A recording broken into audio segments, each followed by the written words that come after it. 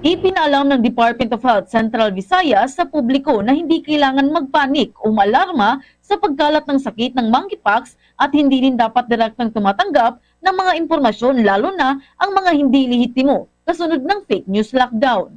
Ito ang ibinunyag ni Regional Director Dr. Joshua Brillantes ng Department of Health 7 sa ginanap na pagpupulong sa Cebu City Hall matapos may ulat na may 5 suspected cases ng monkeypox sa Cebu City. Ito ay kasunod din ng kumpirmasyon na may 4 na individual ang kasulukuyang nasa ilalim ng hospital isolation dahil sa suspected cases ng monkeypox. Kung saan kinumpirma ni Cebu City Mayor Raymond Garcia na may 4 na individual ang kasulukuyang nasa ilalim ng hospital isolation at naisumiti na rin sa Research and Institute for Tropical Medicine ang mga samples galing sa mga pasyente para sa confirmatory test. Kaugnay nito, nilagdaan ni Mayor Garcia ang Executive Order 19 sa ilalim ng Section 16 o ang pagtatag ng Interagency Task Force laban sa sakit ng monkeypox. Ayon sa EO, tungkulin ng task force ang pagsubaybay at pagtugon ng mga kaso ng monkeypox sa lungsod, paghahanda ng emergency plan, pagsusuri sa mga lugar na may kumpirmadong kaso ng virus, pagkikipag-ugnayan sa mga ahensya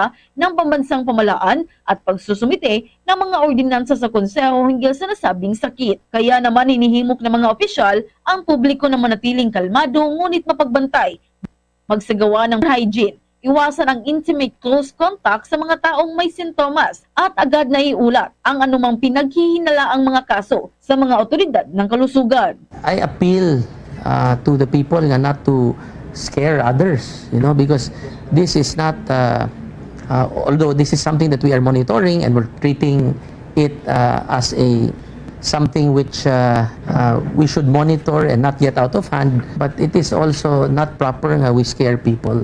Because the last thing we would like is people to panic. Please do not sow any panic. You have to listen to the proper health authorities. Mula rito sa lungsod Luigan ng Cebu, Bombo Jonah Cañati para sa #1 and most trusted radio network in the country, Bombo Radio Philippines. Basta Radio, Bombo!